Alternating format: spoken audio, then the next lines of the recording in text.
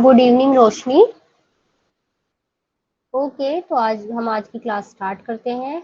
आज हमारी इस बैच की जूलॉजी की फर्स्ट क्लास है। ओके, मैं आपको पहले एक बार सिलेबस दिखा देती हूँ सीयूईटी पीजी जूलॉजी का।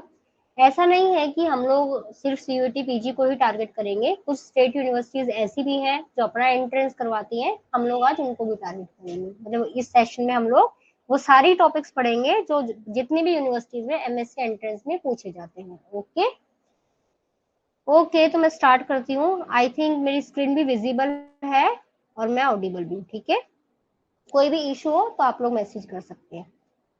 सबसे पहले अगर हम बात करें सीयूटी पीजी जूलॉजी की, हमारी फर्स्ट यूनिट है सेल बायोलॉजी, जो कि हमारी स्टार्ट हो चुकी है। हमारा ये बैच स्टार्ट हुआ है, एक मिनट, हमारा ये बैच आई थिंक 22 को स्टार्ट हो गया था, जिसमें से हमारी सेल बायोलॉजी के कुछ लेक्चर्स हो चुके हैं। उसके बाद आती है यूनिट 2 बायोकेमिस्ट्री। ये हम लोग कुछ टाइम बाद पढ़ेंगे। इसमें कुछ टॉपिक्स हैं, ये सब हम लोग बाद में पढ़ेंगे। नेक्स्ट हमारी आती है मॉलिक्यूलर बायोलॉजी, उसके बाद है इकोलॉजी, देन इवोल्यूशन, ये भी हम लोग पढ़ेंगे बट कुछ टाइम बाद। आज हम लोग जो स्टार्ट कर रहे हैं वो है हमारी यूनिट 7 इम्यूनोलॉजी, भी बाद में करेंगे, यूनिट 8 एंड 9। हाँ जी, आज हम लोग जो स्टार्ट करेंगे वो है हमारी वर्टिब्रेट्स एंड इनवर्टिब्रेट्स। ये यूनिट आपकी काफी बड़ी है, तो इसीलिए हम लोग इसको पहले स्टार्ट कर रहे हैं, क्योंकि इसमें क्या है कि कुछ लर्न करने वाली चीजें ज्यादा हैं। तो मैं चाहती हूँ कि जब तक आपका एग्जाम हो तब तक आप चाहे थोड़ा थोड़ा पढ़ो, लेकिन आपका जब एग्जाम हो तब तक सारी चीजें आपकी क्लियर होती चले। ओके, मतलब ये है कि हम लोग बहुत ज्यादा देर की क्लास वैसे भी नहीं रखेंगे। जितना आज पढ़ाया उसको पढ़ लो, फिर जितना कल पढ़ाया जाए उसको पढ़ लो, तो ऐसे करते करते आपको सारी चीजें क्लियर होनी स्टार्ट होंगी। पहले मैं थोड़ा सा इसका इंट्रोडक्शन दे देती हूँ आपको कि क्या क्या है इसके अंदर। फर्स्ट चैप्टर हमारा आता है इंट्रोडक्शन टू एनीमिया। ये हमारा हर उसको टारगेट करेगा, हर एग्जाम को। कोई भी आपका एमएससी जूलॉजी या फिर हमारा जो लाइफ साइंस वाला कोई भी ऐसा पार्ट है जो कि एमएससी का एंट्रेंस करवाता है, चाहे वो हमारा सीयूईटी पीजी हो या फिर मान लीजिए कोई भी स्टेट यूनिवर्सिटी का एंट्रेंस है, उन सब के अंदर इसके अलावा कुछ नहीं आने वाला। ठीक है, तो फर्स्ट हमारा है, कोई इशू तो नहीं है ना? तो फर्स्ट हमारा है, आज हम लोग इसी पर फोकस करेंगे। ठीक है, आज हम लोग सिर्फ अपने बेसिक्स क्लियर करेंगे, ताकि हम लोग जब कल से स्टार्ट करें एक एक फाइलम को उठाएं तो आपको कोई दिक्कत ना हो। सबसे पहले यहाँ पर आते हैं general characters of kingdom Animalia and basics of classification. आज हम लोग इसको कवर करेंगे। उसके बाद यहाँ पर हमारा चैप्टर 2 है प्रोटिस्टा। प्रोटिस्टा, देखो कोई भी फाइलम मैं आपको पढ़ाऊंगी, हर फाइलम का हमारा एक ही पैटर्न रहेगा। कुछ भी मैं आपको कराऊंगी उसका एक ही पैटर्न रहेगा। सबसे पहले हम लोग उसके जनरल कैरेक्टर्स पढ़ेंगे। फर्स्ट क्लास में उसके जनरल कैरेक्टर्स होंगे, सेकेंड क्लास में उसका क्लासिफिकेशन पढ़ेंगे। क्लासिफिकेशन आप अगर वैसे पढ़ेंगे तो बहुत बड़ा है, तो मतलब हमें बहुत ज्यादा पढ़ने की जरूरत नहीं है। जितना हमारे एग्जाम में आएगा हम सिर्फ उतना ही क्लासिफिकेशन करेंगे। उसके बाद थर्ड हम लोग उनका स्टडी केस पढ़ेंगे। मान लीजिए कोई भी उस फाइलम से रिलेटेड कोई इंपॉर्टेंट ऑर्गेनिज्म है, उसका कोई लाइफ साइकिल आ रहा है, ये सारी चीजें हम लोग इस फाइलम के अंदर, मतलब हर फाइलम के अंदर हम यही पढ़ेंगे। ऐसा हो सकता है कि कोई फाइलम हमारा बड़ा है, जैसे मान लीजिए अर्थ्रोपोडा है, अर्थ्रोपोडा आपका काफी बड़ा है, तो उसका क्लासिफिकेशन जो है 2 दिन ले सकता है। इस तरीके मान लीजिए उसका क्लासिफिकेशन जल्दी हो गया तो उसकी जो केस स्टडी है वो 2 दिन ले ले। तो इस तरीके से हमारी क्लासेस होंगी। ठीक है, यानी कोई भी फाइलम स्टार्ट करने से पहले सबसे पहले हम लोग जनरल कैरेक्टर्स पढ़ेंगे, देन क्लासिफिकेशन, उसके बाद केस स्टडी। तो इसमें हमारा आ जाता है प्रोटिस्टा। प्रोटिस्टा के अंदर आपको कहाँ तक का, पहले हम लोग उसके जनरल कैरेक्टर्स पढ़ेंगे, उसके बाद हम लोग उसका क्लासिफिकेशन जो पढ़ेंगे वो सिर्फ क्लासेस तक ही करना है। ठीक है, आपको ऑर्डर करने की कोई जरूरत नहीं है, वहां से क्वेश्चंस नहीं आते हैं। नेक्स्ट है, इसमें हमें किस किस के बारे में ब्रीफ में पढ़ना है, तो वो है आपका यूगलिना और पैरामीशियम। लाइफ साइकिल आपको प्लाज्मोडियम की आनी चाहिए। उसके बाद आपको प्रोटिस्टा में लोकोमोशन और रिप्रोडक्शन पता होना चाहिए। ठीक है, सिर्फ इतना आपको पढ़ना है, इससे ज्यादा आपको कुछ भी पढ़ने की जरूरत नहीं है, इससे ज्यादा आपके एग्जाम में नहीं आएगा। ठीक है, ये मैं गारंटी से बोल सकती हूँ। उसके बाद नेक्स्ट हमारा आता है पोरीफेरा। पोरीफेरा आपको पता है, स्पॉन्जिस वाले एनिमल्स। इसके अंदर भी सबसे पहले हम लोग इंट्रोडक्शन पढ़ेंगे, देन हम लोग इसके जनरल कैरेक्टर्स देखेंगे, उसके बाद यहाँ पर हम लोग क्लासिफिकेशन पढ़ेंगे, देन हम लोग यहाँ पर मतलब स्टडी ऑफ साइकोन करेंगे, then canal system in sponges, very important, तो हम लोग ये पढ़ेंगे इसके अंदर। उसके बाद नेक्स्ट यूनिट है इसकी नाइडेरिया वाली, जिसमें सबसे पहले हम लोग मेटाजोआ का थोड़ा सा इंट्रोडक्शन करेंगे, बहुत ज्यादा डिटेल में नहीं जाएंगे, इसमें थोड़ा सा इंट्रोडक्शन करेंगे। देन इसके जनरल कैरेक्टर्स एंड क्लासिफिकेशन पढ़ेंगे। उसके बाद यहाँ पे ओबिलिया का मेटाजेनेसिस बहुत इंपॉर्टेंट हो जाता है। देन निडेरिया के अंदर आपको पॉलीमॉर्फिज्म पता होना चाहिए। यहाँ पर आपको इसकी पोलीफॉर्म, मेडूसा फॉर्म, ये सारी चीजें आपको पता होनी चाहिए। मेरी स्पीड तो ठीक है ना? अगर आपको कुछ भी इशू हो तो आप मैसेज कर देना, ठीक है, कमेंट कर सकते हैं। नेक्स्ट है कोरल एंड कोरल रीफ्स। ये यहाँ से भी आ जाता है क्वेश्चन, तो कई बार मैथ्स का कॉलम में पूछ लेता है, तो ये आपको पता होना चाहिए। उसके बाद टीनोफोरा। टीनोफोरा आपका एक ऐसा फाइलम है, इसके बारे में अभी अच्छे से रिसर्च हो नहीं पाई है, मतलब चल रही है रिसर्च, कोई कुछ बोलता है, कोई कुछ बोलता है, तो अभी इसके बारे में आपको बहुत ज्यादा डिटेल में पढ़ने की जरूरत है नहीं। हम लोग इसके अंदर सिर्फ इसके जनरल कैरेक्टर्स पर फोकस करेंगे। थोड़ा बहुत हम लोग इवोल्यूशनरी सिग्निफिकेंस भी देख लेंगे कि जब रिसर्च ही नहीं तो हम क्यों पढ़ रहे हैं, तो इसलिए हम लोगों को इसका थोड़ा सा इवोल्यूशनरी सिग्निफिकेंस भी देखना पड़ता है। इसके बाद आते हैं हमारे प्लेटी हेलमिंथस, यानी आपके फ्लैटवर्म। इसके भी आपको सबसे पहले जनरल कैरेक्टर्स पढ़ने हैं, देन इसका आपको क्लासिफिकेशन क्लासेस तक ही पढ़ना है। उसके बाद आप यहाँ पर लाइफ साइकिल पढ़ेंगे टेस्टोला हेपेटिका का, देन आप टेनिया सोलियम का यहाँ पर लाइफ साइकिल एंड पैथोजेनेसिटी पढ़ेंगे। प्लेटीहेलमिन्थस के अंदर पैरासिटिक एडेप्टेशन इंपॉर्टेंट हो जाता है। पैरासाइटिक एडेप्टेशन क्यों इंपॉर्टेंट हो जाता है? अब देखो, आपकी बॉडी के अंदर रह रहा है मजे से, कैसे रह रहा है, किस तरीके का इसने एडेप्टेशन किया होगा कि आपकी बॉडी के अंदर रह रहा है, क्योंकि इतना इजिली तो आपकी बॉडी उसको अपने अंदर एंटर करने नहीं देगी, ये आपको अच्छे से पता है। तो कुछ ना कुछ तो इसने एडेप्टेशन किया ही होगा, तो ऐसा क्या एडेप्टेशन किया है, तो ये सारी चीजें यहाँ पर इंपॉर्टेंट हो जाती हैं। उसके बाद आते हैं हमारे राउंड वॉर्म्स एस्थेलमिन्थस, जिसमें हम लोग पढ़ेंगे जनरल कैरेक्टर्स एंड क्लासिफिकेशन। फिर आपको यहाँ पर किस किस का लाइफ साइकिल पढ़ना है, एस्कैरिस का पढ़ना है, देन आपको पैरासिटिक एडेप्टेशन इसका भी पढ़ना पड़ेगा। उसके बाद एनेलिडा। एनेलिडा के भी आपको सबसे पहले जनरल कैरेक्टर्स, मैंने आपको बताया ना हमारा एक ही रहेगा कि सबसे पहले हम लोग उसके जनरल कैरेक्टर्स पढ़ेंगे, देन हम लोग क्लासिफिकेशन पढ़ेंगे, और उसके बाद हम लोग उसकी केस स्टडी करेंगे। हर बार हमारा हर फाइलम को पढ़ने का सिर्फ एक यही तरीका रहेगा, ठीक है। और अच्छा, पता नहीं क्या बताएंगे, हाँ जी। फिर उसके बाद आ जाता है आपका क्लासिफिकेशन। देन यहाँ पर आपको एनेलिडा के अंदर थोड़ा सा डाइजेशन, एक्सक्रीशन और रिप्रोडक्शन भी पढ़ना पड़ता है, जो कि इंपॉर्टेंट पार्ट हो जाता है। यहाँ पर आपको तीन के बारे में बिल्कुल डिटेल में पढ़ना पड़ेगा, जिसमें फर्स्ट आता है आपका नेरिस, सेकंड आता है हिरोडिनारिया एंड थर्ड आता है फेरेटिमा। उसके बाद इसकी नाइन्थ चैप्टर है इसका आर्थ्रोपोडा। आर्थ्रोपोडा में हम लोग जनरल कैरेक्टर्स एंड क्लासिफिकेशन पढ़ते हैं, लेकिन इसके अंदर बच्चे जो आप क्लासिफिकेशन करोगे, यहाँ पर बाकी तो जितने भी क्लासेस हैं, मतलब जितने भी ऑर्गेनिज्म है, जितना भी जो कुछ भी है, उसका आप क्लासेस तक क्लासिफिकेशन पढ़ेंगे। लेकिन जब आप एक इंसेक्टा क्लास के बारे में पढ़ते हो तो आपको ऑर्डर तक जाना पड़ता है, क्योंकि इंसेक्टा ऐसा है जहां पर आपके एग्जाम में ऑर्डर से क्वेश्चन आते हैं। आपने देखा होगा, मैंने अभी तक ऊपर आपको कहीं पे भी ऑर्डर का नाम नहीं लिया है, क्योंकि ऑर्डर आपके लिए इंपॉर्टेंट नहीं है, लेकिन इंसेक्टा के ऑर्डर आपके लिए इंपॉर्टेंट हो जाते हैं, ठीक है। उसके बाद आपको इंसेक्टा का विजन, ये सारी चीजें आपको पता होनी चाहिए।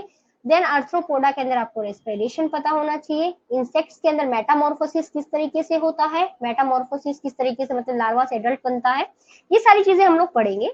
उसके बाद हम लोग यहाँ पर जो इम्पोर्टेंट है वो है life history of Periplaneta and Palaemon और सोशल लाइफ इन बीज। सोशल लाइफ से मतलब बीज के सोशल लाइफ से एक दो बार क्वेश्चन आया है, तो हम लोग इसको भी डिस्कस कर लेंगे।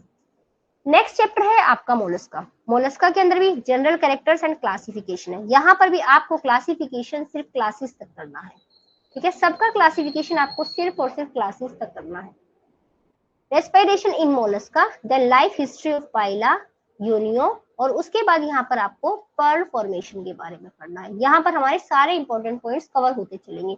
धीरे धीरे आप देखेंगे कि आपको इनवर्टिब्रेट एंड वर्टिब्रेट यूनिट से डर लगना बंद हो जाएगा। आई थिंक काफी बच्चों को तो अभी भी नहीं लगता होगा। नेक्स्ट चैप्टर है हमारा एकाइनोडर्मेटा, जिसमें आते हैं जनरल कैरेक्टर्स और कुछ क्लासिफिकेशन आपको करने हैं। उसके बाद यहाँ पर बच्चे प्रोटेक्टिव मैकेनिज्म जो है इनका, वो इंपॉर्टेंट हो जाता है। मतलब मैंने हर फाइलम से सिर्फ वही टॉपिक उठाए हैं जो जो हमारे इंपॉर्टेंट है। उसके बाद यहाँ पर आपको डर्मल स्केलेटन, इवेसिरेशन, ऑटोटोमी, ये सारी चीजें आपको पढ़नी पड़ेंगी। जो ऑटोटोमी है कि किस तरीके से लोग ऑटोटोमी कर रहे हैं, ये एक तरीके का इनका खुद को सेव करने का एक मैकेनिज्म होता है, रीजनरेशन का ही एक पार्ट होता है। ये सारी चीजें आप करेंगे, और ये सारी चीजें हम लोग धीरे धीरे डिस्कस करेंगे। ऑटोटोमी को तो हम लोग डेव बायो में भी डिस्कस करेंगे, ठीक है। डेव बायो में भी हम लोग इन चीजों को अच्छे से डिस्कस करेंगे। एक बार आप अगर इसको पढ़ लेंगे इन्वर्टिब्रेट एंड वर्टिब्रेट को, तो आपके लिए डेव बायो थोड़ा सा इजी हो जाएगा। उसके बाद यहाँ पर water vascular system in Asteroidea जो है ये इंपॉर्टेंट हो जाता है। Then life cycle of Asterias. Next chapter है हमारा हेमिकोडेटा, जिसके आपको कुछ जनरल कैरेक्टर्स पढ़ने हैं, हेमिकोडेटा का क्लासिफिकेशन पढ़ना है और आपको बैलेनोग्लोसस का लाइफ हिस्ट्री पढ़ना है। ये वेरी इंपॉर्टेंट हो जाता है क्योंकि इनके पास मतलब जो भी हमारे एग्जामिनर हैं उनके पास हेमिकोडेटा में और किसी के बारे में पूछने का मतलब कुछ टाइम नहीं है या पता नहीं क्या है, पर बैलेनोग्लोसस ही एक ऐसा इंसान नहीं मतलब इनका एक ऐसा मेंबर है हेमिकोडेटा का जिससे क्वेश्चंस बनते हैं। नेक्स्ट हमारा आता है इंट्रोडक्शन टू कोर्डेटा, यानी ऊपर तक हमने जो कुछ भी पढ़ा वो सब हमारे थे नॉन कोर्डेट्स। ठीक है, जो कुछ भी आपने पढ़ा वो सब आपके थे नॉन कोर्डेट्स या फिर आप इनको इनवर्टिब्रेट्स भी बोल सकते हो। ठीक है, यहाँ या फिर आप इनको इनवर्टिब्रेट्स भी बोल सकते हो। पर यहाँ पर जो हेमी कोर्डेट है, देखो हेमी से आपको पता लग रहा होगा आधे कोर्डेट है तो आधे नॉन कोर्डेट होंगे। तो थोड़ा सा हम लोग जैसे जैसे इनके बारे में अच्छे से पढ़ेंगे आपको चीजें समझ में आने लगेंगी। यानी नॉन कोडेट के बाद अब स्टार्ट हो जाते हैं कोडेट्स। कोडेट्स के भी आपको सबसे पहले सिर्फ कोडेट के बारे में हमें सबसे पहले जनरल कैरेक्टर्स देखने हैं, देन उनका क्लासिफिकेशन देखना है। उसके बाद यहाँ पर आते हैं प्रोटोकोर्डेटा। प्रोटोकोर्डेटा में आपको यूरोकोर्डेटा और सिफेलोकोर्डेटा के जनरल कैरेक्टर्स पढ़ने हैं। देन आपको प्रोटोकोडेट्स के अंदर लार्वल फॉर्म्स भी पढ़ना है, यहां से क्वेश्चन आता है। ठीक है, तो यानी आपको प्रोटोकोडेट्स के अंदर लार्वल फॉर्म्स को भी पढ़ना पड़ेगा।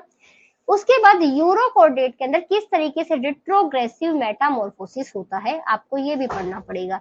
ये सब टर्म्स हम लोग पढ़ेंगे कि क्या है रिट्रोग्रेसिव मेटामॉर्फोसिस, ये सारी चीजें हम लोग अच्छे से करेंगे।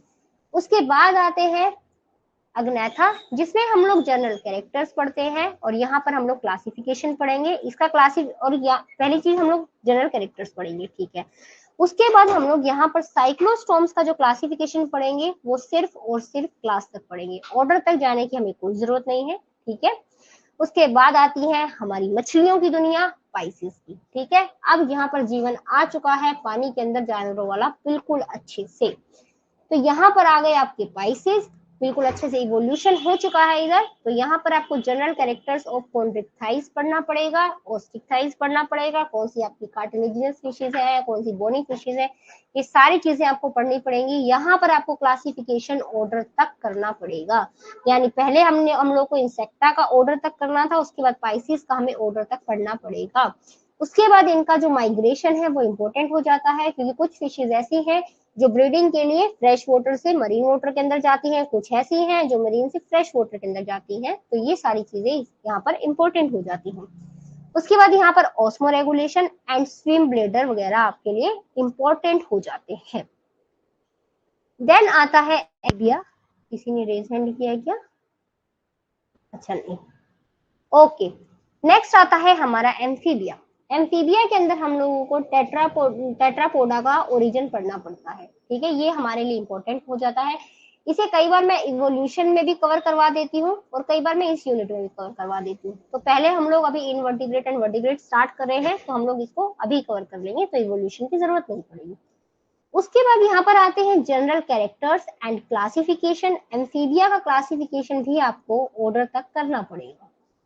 उसके बाद वेरी इंपॉर्टेंट, एम्फीबियंस में पेरेंटल केयर से क्वेश्चन आता है। ठीक है, तो यहाँ पर आपको एम्फीबियंस के अंदर पेरेंटल केयर पढ़नी पड़ेगी।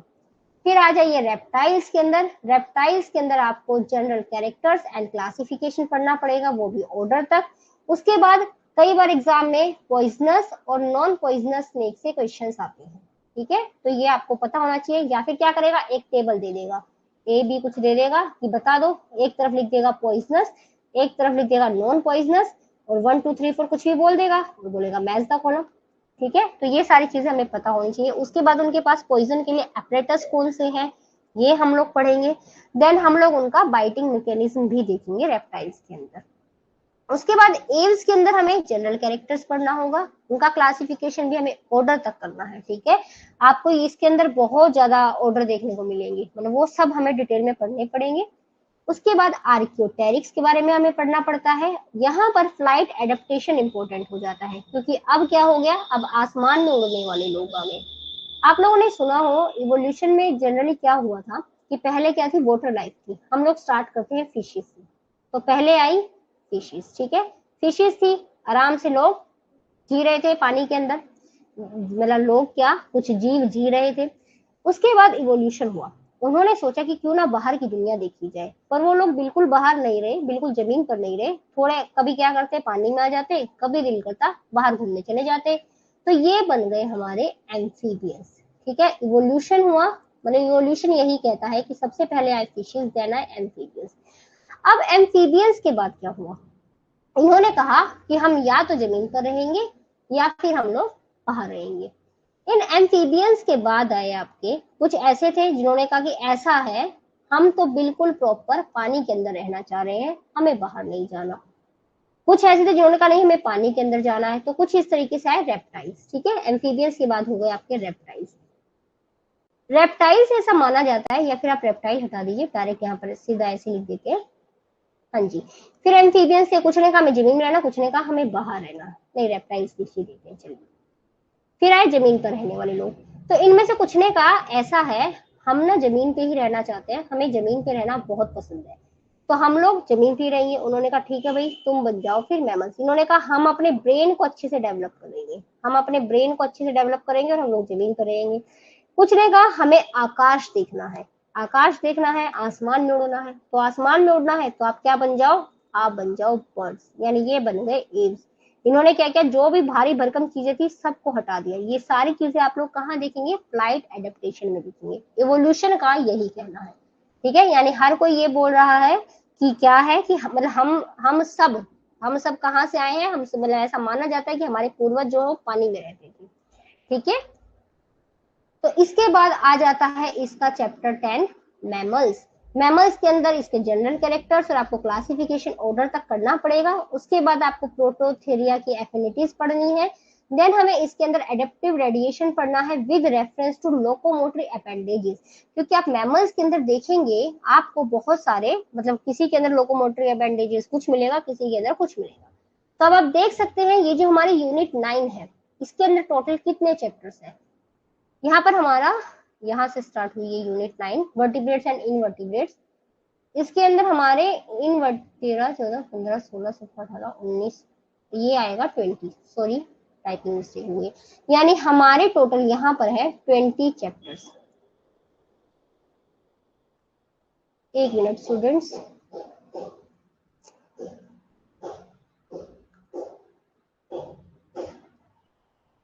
एक मिनट, स्क्रीन थोड़ी सी कैसे हो रही है। हाँ जी, यानी इसके अंदर आते हैं हमारे 20 चैप्टर्स। इसके जितनी बड़ी हमारी कोई यूनिट नहीं है, इसीलिए हम लोग पहले इसको ले रहे हैं, और इससे ज्यादा लर्न करने वाली भी कोई यूनिट नहीं है, तो हम लोग इसको पहले धीरे धीरे करेंगे।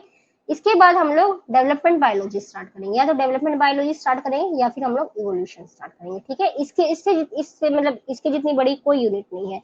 अब बाकी किसी भी यूनिट के अंदर चैप्टर्स देखिए, जैसे कि हमारा इवोल्यूशन है, ये मैंने सिर्फ उन यूनिट्स को मेंशन किया है जो मैं आपको पढ़ाऊंगी। ठीक है, सेल बायोलॉजी आपको पूजा मैम करा रहे हैं और आई होप आप सब अच्छे से पढ़ रहे होंगे।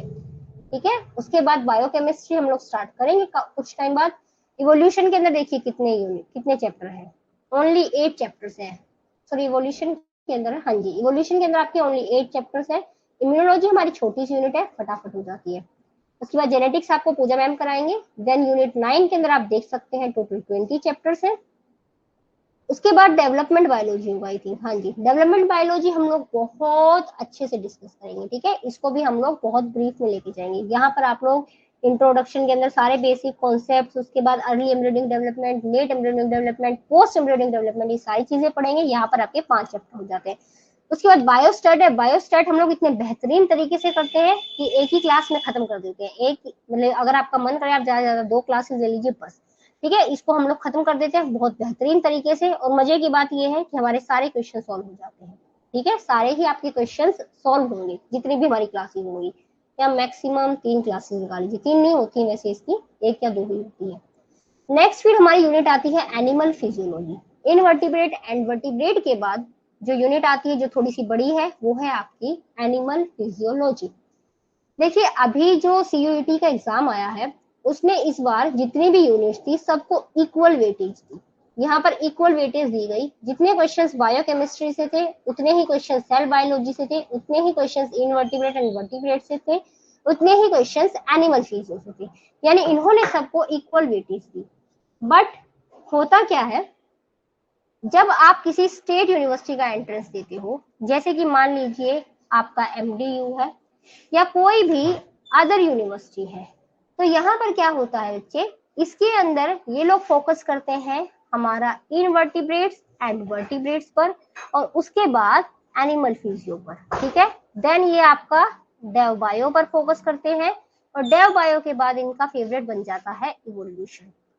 अगर आप जूलॉजी से एमएससी करना चाहते हैं तो ये हो जाती हैं इनकी कुछ फेवरेट चीजें। तो यहाँ पर हमारा जो एनिमल फिजियोलॉजी है, इसमें हम सिर्फ डाइजेस्टिव सिस्टम पढ़ेंगे, रेस्पिरेटरी, उसके बाद आता है excretory, then circulatory, blood physiology, इसके बाद आई थिंक एंडो होगा, देन नर्वस। हाँ जी, अच्छा, यहाँ पर रिप्रोडक्टिव टिश्यूज, रिप्रोडक्टिव सिस्टम को हम लोग डेवलपमेंट बायोलॉजी में ही कंप्लीट कर देंगे। उसके बाद tissues, then bones and cartilage, nervous system, muscles, then endocrine system. यहाँ पर यानी हमारे हो जाते हैं टाइपिंग मिस्टेक, यहाँ पर यानी हमारे हो जाते हैं 12 चैप्टर्स। उसके बाद रिकॉम्बिनेंट डीएनए टेक्नोलॉजी है, ये हमारा ज्यादा टाइम नहीं लेती। इसके अंदर आई थिंक जो एक यूनिट मिस हो गई है मेरी तरफ से, वो है यहाँ पर बायोटेक्निक्स, मैंने उसको मेंशन नहीं किया है। इसे भी हम लोग अच्छे से करेंगे और आपके काफी क्वेश्चन सॉल्व होंगे इनसे भी, ठीक है। इसके बाद आपकी जो एक यूनिट आती है वो आती है यूनिट 14। अभी मेरे पास सिर्फ सीयूटी पीजी जूलॉजी का सिलेबस लाई हूँ मैं, लाइफ साइंस का नहीं लाई हूँ। लाइफ साइंस में अब इसमें एक्स्ट्रा क्या क्या आता है, लाइफ साइंस में एक्स्ट्रा आता है, एक तो आपका कैंसर बायोलॉजी, एक आपका आता है एनिमल टिश्यू कल्चर। ये लाइफ साइंस के स्टूडेंट्स को थोड़ा सा एक्स्ट्रा पढ़ना पड़ता है, बट जो कैंसर है ये एमएससी जूलॉजी वाले बच्चे भी पढ़ेंगे। और एनिमल टिश्यू कल्चर जूलॉजी में अब पूछना कम हो गया है, पहले पूछा जाता था बट अब नहीं पूछते हैं, ठीक है। तब मैं स्टार्ट करती हूँ बिल्कुल बेसिक से, बिल्कुल बेसिक से स्टार्ट करूंगी। हम लोगों को ए टू जेड पढ़ना है, ठीक है। तो ए टू जेड के अंदर मैं बिल्कुल अभी ए से स्टार्ट कर रही हूँ, सिर्फ बेसिक से।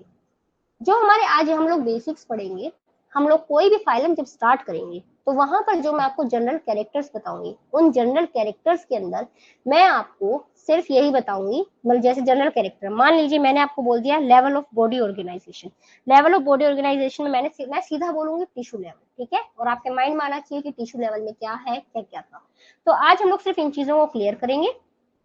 छोटी सी हमारी क्लास होगी, ज्यादा टाइम नहीं लूंगी मैं, और उसमें हम लोग ये सारी चीजें कंप्लीट करेंगे। तो चलिए फिर स्टार्ट करते हैं। अच्छा, बाकी स्टूडेंट्स ने भी ज्वाइन किया है। गुड इवनिंग नैना, गुड इवनिंग अंशु। ओके, देखिए टेक्सोनॉमी बहुत ही एक बेसिक सी टर्म है, आपको पता है बिल्कुल। मतलब टेक्सोनॉमी से अगर हम स्टार्ट करें, जनरली टेक्सोनॉमी होता क्या है। टेक्सोनॉमी को हम लोग ये बोल सकते हैं, it is the study of nomenclature, is the study of nomenclature. Nomenclature क्या होता है, किसी की भी नेमिंग वगैरह करना। उसके बाद उसका क्लासिफिकेशन। मान लीजिए मैं एक बार के लिए ले लेती हूँ पोरीफेरा को, ठीक है। तो पोरीफेरा का पहले नोमेनक्लेचर हुआ, नाम रखा गया उसका, देन उसके बाद उसका क्लासिफिकेशन हुआ। इसके बाद यहाँ पर ही आपके classification and principle of classification भी आ जाता है, ठीक है, कि किस बेसिस पर इसका क्लासिफिकेशन हुआ, प्रिंसिपल ऑफ क्लासिफिकेशन। इसे हम लोग बोलते हैं टेक्सोनॉमी। ओके, ये हो गया हमारा टेक्सोनॉमी। ये टर्म दिया किसने था, taxonomic word was given by, ये हमारे एक साइंटिस्ट थे, बड़े ही फेमस साइंटिस्ट हैं जिनका नाम था कैंडोला। उस टाइम पर ये लोग रिसर्च कर रहे थे जिस टाइम पर कुछ नहीं था, मतलब ना कुछ रिसर्च के लिए कुछ चीजें प्रेजेंट थी ना कुछ और था, मतलब ठीक है, उस टाइम पे लोग रिसर्च कर रहे थे। मेरे हिसाब से इनको सैल्यूट करना चाहिए, ठीक है। और अभी तो क्या है, हम लोग लैब में जाते हैं, हमारे पास ये नहीं है वो नहीं है, ये इंस्ट्रूमेंट वो इंस्ट्रूमेंट, ये लोग उस टाइम पे रिसर्च कर रहे थे, ठीक है। उसके बाद अब आप लोग पढ़ ही रहे हैं, तो सबसे पहले हम लोग एक बार फादर ऑफ जूलॉजी के बारे में पढ़ लेते हैं। जूलॉजी स्टूडेंट्स हो, आई थिंक सबको पता है, बताइए मुझे कौन है father of zoology. Father of zoology है आपके एरिस्टोटल। राइटिंग थोड़ी सी ऐसी आ रही है, हाँ जी। उसके बाद टेक्सोनोमी, जो आपका मतलब फादर ऑफ जूलॉजी जो है वही आपके फादर ऑफ एंशियंट टेक्सोनोमी है, ठीक है। फादर ऑफ एंशियंट टेक्सोनोमी अगर आ जाए, ये चीजें मुझे इसलिए बतानी पड़ रही हैं क्योंकि कुछ एग्जाम्स में, क्योंकि ऐसा है कि बहुत से स्टूडेंट्स अलग अलग स्टेट से आते हैं, तो वो अपने स्टेट का तो अपनी स्टेट यूनिवर्सिटी का तो एंट्रेंस जरूर देंगे, तो वहां पर ही छोटी छोटी चीजें पूछ लेता है, तो आप एक बार थोड़ा सा पढ़ के जाओगे तो चीजें समझ में आ जाएंगी। अब जो हमारे एरिस्टोटल थे, थोड़ा सा पुराने जमाने में जाओ, थोड़ा सा नहीं बहुत ज्यादा पुराने जमाने में जाओ कि किस तरीके से इन्होंने क्लासिफिकेशन किया होगा। जो एरिस्टोटल थे, इन्होंने कहा कि ऐसा है, मैं तो एनिमल्स को दो ही क्लासेस में डिवाइड करूंगा। हमने कहा अच्छा कैसे करेंगे आप डिवाइड, बता दीजिए। इन्होंने एनिमल्स को दो क्लासेस में डिवाइड किया। उस टाइम पर क्या था, इन्होंने ये कहा कि देखो जी एनिमल्स के पास ना ब्लड होता है, आरबीसी प्रेजेंट होता है। तो क्योंकि बहुत ज्यादा उस टाइम पर रिसर्च नहीं हुई थी, ना ही इनके पास आपकी तरह बहुत सारे इक्विपमेंट्स प्रेजेंट थे कि ये कुछ जेनेटिक लेवल पे कहीं बहुत ज्यादा जा पाते। ठीक है, तो इन्होंने कहा कि ऐसा है, जिनके पास आरबीसी नहीं है उन्हें मैं नाम दे दूंगा एनीमिया, और जिनके पास आरबीसी प्रेजेंट है उन्हें मैं बोल दूंगा इनेमिया। ठीक है, इन्होंने जनरली ब्लड के कलर के ऊपर बातें कर दी। इन्होंने कहा इनके पास आरबीसी नहीं है, और जिसके पास भी आरबीसी है इस कैटेगरी के अंदर मैं लूंगा इनेमिया को। ओके, यहाँ पर फिर हमारे एनीमिया के अंदर अगर मैं एग्जांपल्स की बात करूं तो यहाँ पर जनरली जो आज के टाइम में आपके इनवर्टिब्रेट्स हैं वो आते हैं। ठीक है, यानी मोस्टली इनवर्टिब्रेट्स जो है वो आते हैं आपके एनीमिया के अंदर। फिर आ जाओ आप इनेमिया के अंदर। इनेमिया के अगर मैं एग्जांपल्स की बात करूं तो यहाँ पर आते हैं आपके मोस्टली वर्टिब्रेट्स।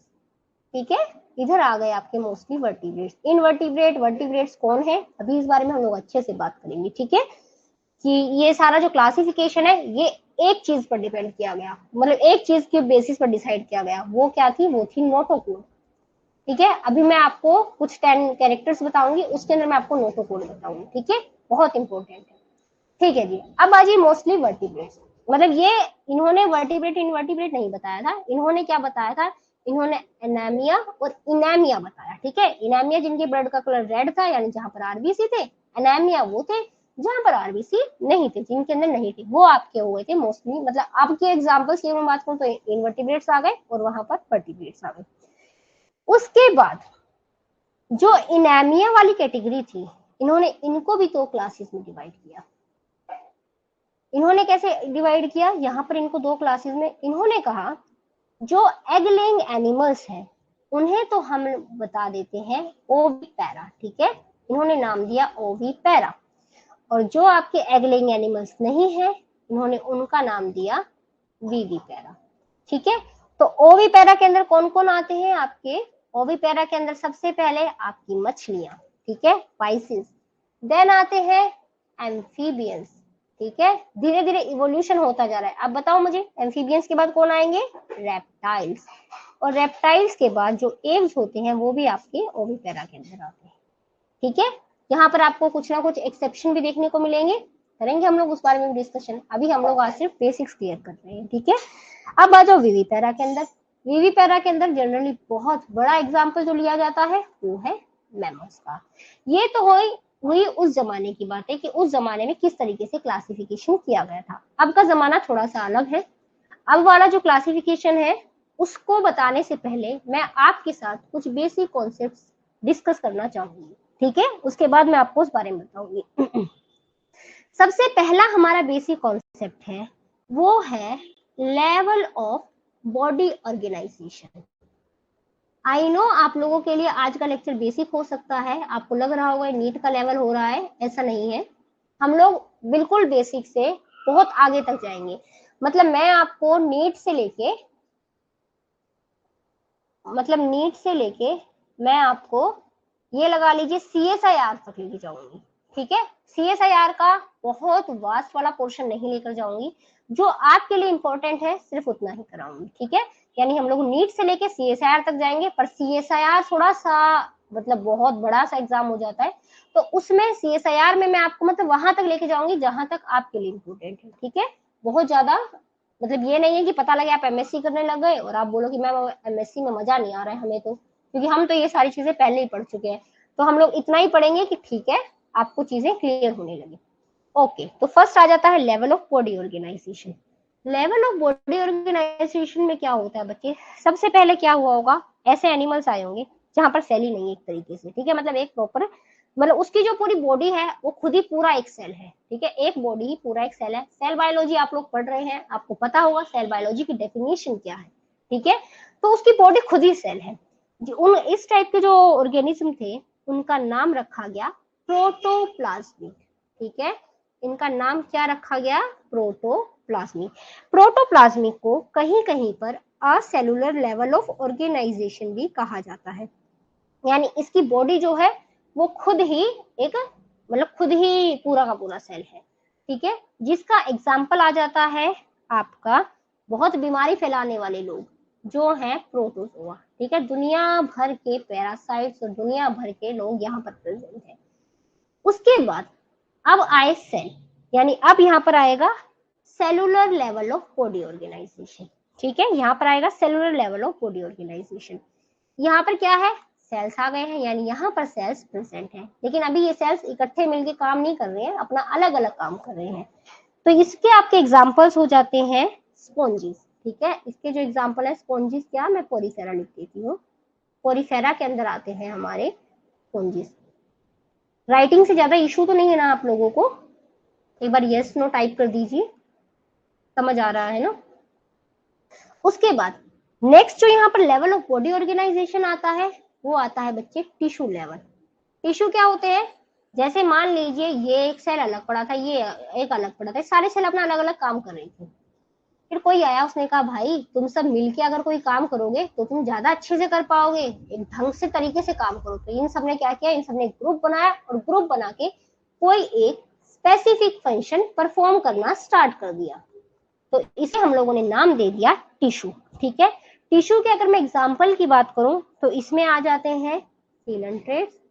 आप लोग शॉर्ट नोट्स साथ के साथ बनाते रहना। ठीक है, coelenterates and Ctenophora. Short notes का मेरा मतलब ये है कि जैसे मान लीजिए आज का लेक्चर है, आज का लेक्चर आप एक पेज में कंप्लीट कर दीजिए। ओके नैना, तो आज का जो लेक्चर है आप एक पेज में जैसे कंप्लीट कर दीजिए। एक मतलब आज वाला तो आई थिंक 1 पेज भी नहीं लगेगा, तो एक A4 साइज शीट उठाइए, इसमें कंप्लीट कर दीजिए। क्योंकि फिर आप जब एग्जाम होगा आपका, एग्जाम से 2 दिन पहले आप सारे नोट्स नहीं पढ़ सकते, तो आप क्या करना? शॉर्ट नोट्स उठाना और उससे पढ़ना। शॉर्ट नोट्स आपके अभी के अभी तैयार करती जाइए। उसके बाद next level of body organisation आता है। अब देखिए, बहुत सारे सेल्स ने मिलकर कहा हम एक स्पेसिफिक फंक्शन करेंगे। हमने कहा ठीक है भैया, तुम्हारा नाम फिर हम टिश्यू रख देते हैं। फिर बहुत सारे टिश्यूज ने कहा हम सब मिलके कोई एक चीज बनाएंगे जिसका नाम हम लोग रख देंगे ऑर्गन। ठीक है, तो यहाँ पर जो आया वो आया ऑर्गन लेवल। ठीक है, मतलब अभी आ गया यहाँ पर ऑर्गन, मतलब ऑर्गन बॉडी ऑर्गेनाइजेशन। ठीक है, अब यहाँ पर क्या है? यहाँ का जो एग्जाम्पल हो जाते हैं ये हो जाते हैं प्लैटीहेल्मिन्थस। इसमें आएंगे आपके प्लैटीहेल्मिन्थस।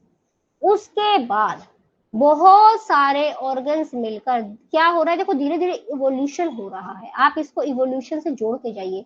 पहले था सेल, बहुत सारे सेल ने मिलकर एक काम करना स्टार्ट किया, एक स्पेसिफिक काम करना स्टार्ट किया, वो बन गया टिश्यू। बहुत सारे टिश्यूज ने मिलकर एक स्पेसिफिक कोई चीज बनाई, जिसे आपने बोल दिया ऑर्गन। बहुत सारे ऑर्गन ने मिलकर बनाया एक ऑर्गन सिस्टम। ठीक है, यानी यहाँ पर अब आपको अलग अलग ऑर्गन्स देखने को मिलेंगे। तो ये आ जाते हैं यहाँ पर आपके एस्केलमिन्थस से लेके मैमल्स तक सब लोग इसके अंदर आ जाएंगे। ठीक है, एस्केलमिन्थस से मैमल्स तक। मैं जब लोग बोलूं तो ये मत सोचना कि लोग में मैं सिर्फ इंसानों की बात कर रही हूँ। ठीक है, हाँ जी, ये चीजें हो गई। ये हो गया आपका first concept, level of body organisation. उसके बाद हमारा सेकंड कॉन्सेप्ट है, यही सारे कॉन्सेप्ट टोटल मिलके क्लासिफिकेशन तक लेके जाएंगे। सेकंड जो है हमारा वो है सिमेट्री। सिमेट्री आप लोगों ने पढ़ा होगा, ये एक टर्म मैथ्स में तो बहुत पढ़ते थे हम लोग जब छोटे हुआ करते थे। तो जिसमें हमारा फर्स्ट आ गया, अब देखो पहले मैं पढ़ रही थी कि भाई पहले सेल था ही नहीं, तो ऐसा है कि पहले सिमेट्री ही नहीं है, तो सबसे पहले आ जाते हैं असिमेट्री। अब ये सिमेट्री क्या है? ये मान लीजिए कोई एक एनिमल है, इसको मान लीजिए आपने यहाँ से कट किया, इधर से अलग इधर से अलग। ठीक है जी, सिमेट्री मतलब इधर भी सेम है इधर भी सेम है, तो सिमेट्री शो करा। अब कोई ऐसा है, इस तरफ से तो ऐसा है, यहाँ से ऐसा है, कुछ इस तरीके का बना हुआ ये। अब आप इसको यहाँ से कट कीजिए, क्या होगा? यहाँ पर अलग दिख रहा है, यहाँ पर अलग दिख रहा है, तो इसे आप बोल दोगे ये है असिमेट्री। ठीक है, तो इसके एग्जाम्पल में आ जाते हैं आपके स्पॉन्जिस। ठीक है, आप स्पॉन्जिस का डायग्राम देखिए, कहीं से भी कट लगाने की कोशिश कीजिए, आपको सिमेट्री शो नहीं होगी। ठीक है, उसके बाद नेक्स्ट यहाँ पर आते हैं radial symmetry. Radial symmetry, radius आप लोगों ने पढ़ा होगा, ठीक है। रेडियस क्या होता है, जैसे मान लीजिए ये एक सर्कल है, तो यहाँ से लेके यहाँ तक का जो पोर्शन है वो हो गया रेडियस। अब रेडियल सिमेट्री में क्या होता है, रेडियल सिमेट्री में ये होता है, आप इसको पूरा एक डायमीटर बना के चाहे यहाँ से कट कीजिए तब भी ये ऐसा ही दिखेगा, A part B part same to same दिखेंगे, चाहे आप इसको यहाँ से कट कीजिए, चाहे आप इसको यहाँ से, चाहे आप इसको यहाँ से, ठीक है, कहीं से भी कट कीजिए वो आपको सेम टू सेम देखने को मिलेगा। इसे हम लोग बोल देते हैं रेडियल सिमेट्री। इसका हमारा एग्जाम्पल हो जाता है सीलेंट्रेट, इसके हमारे एग्जाम्पल हो जाते हैं सीलेंट्रेट, टिनोफोरा। उसके बाद थोड़ा सा इवोल्यूशन पहले हो गया इस मामले में, किसका, मतलब थोड़ा सा इवोल्व नहीं हो पाए बेचारे, ये थे आपके एकाइनोडर्मेटा। तो इनके अंदर भी आपको रेडियल सिमेट्री देखने को मिलती है। एकाइनोडर्मेटा आपको बताऊं अगर एकाइनो का क्या मतलब है, मतलब स्पाइनी स्किन बियरिंग एनिमल्स होते हैं ये, ठीक है। और एकाइनोडर्मेटा के भी जो एडल्ट है वो रेडियल सिमेट्री शो करते हैं, ठीक है, इनके जो एडल्ट हैं वो रेडियल सिमेट्री जनरली शो करते हैं। उसके बाद आती है बायलेटरल सिमेट्री। अब बायलेटरल का ये कहना है कि ऐसा नहीं है कि तुम हर जगह से कट करोगे और हम तुम्हें सेम टू सेम नजर आएंगे, ठीक है, ऐसा है कोई एक फिक्स चीज बनाओगे यहाँ से कट करोगे तभी सेम टू सेम नजर आएंगे। तो हमने कहा ओ अच्छा, तो तुम इस टाइप के एनिमल हो, इस टाइप के कि यहाँ से कट करेंगे, अरे ये तो दोनों तरफ से हो रहा है, एक मिनट, कुछ इस टाइप के लगा लीजिए, हाँ ये वाला आई थिंक ज्यादा अच्छा है, ठीक है, क्योंकि अगर हम यहाँ से कट करेंगे तो दो इक्वल पार्ट्स में ही डिवाइड होंगे, ठीक है। तो ये आपके हो जाते हैं बायलेटरल सिमेट्री वाले। तो इसके एग्जांपल आपके कौन से आ गए, यहाँ पर आपके प्लेटी हेलमिंथस से